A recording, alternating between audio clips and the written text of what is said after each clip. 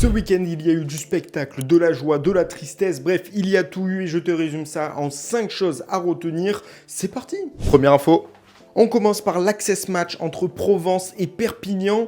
Les Provençaux recevaient donc les Catalans et ils ont parfaitement commencé leur début de match en menant rapidement 10-0. Et malgré ça, malgré aussi les nombreuses fois où Perpignan a été en infériorité numérique, les Catalans connaissent ce type de match et surtout, ils ont réussi à trouver la ressource et à imposer leur rythme, un tempo infernal à Provence et ils ont réussi à remporter le match 24-47.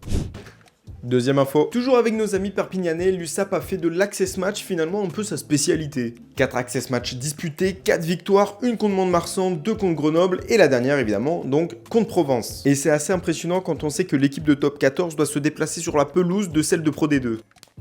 Troisième info, on connaît désormais les affiches pour les demi-finales. Au stade Vélodrome, on verra donc Toulouse face au Racing, mais aussi le MHR face au Stade Français. C'est donc le premier contre le 5e et le deuxième face au 3e. Avant que je te parle de la suite, merci à Alexandre, Léo et Nico du follow, et si tu aimes le rugby, abonne-toi. Quatrième info, recevoir lors des barrages, c'est un sacré avantage, et Pau, malheureusement, n'a pas su l'exploiter. La section a perdu 31-33 face au Racing, et c'est la 7e défaite à domicile lors d'un barrage sur les 32 rencontres qu'il y a eu depuis 2009-2010, c'est assez triste. Et petite info bonus dans ces barrages, le Stade Français a gagné 45-5 La Rochelle, ce qui en fait la victoire la plus large lors de ces barrages.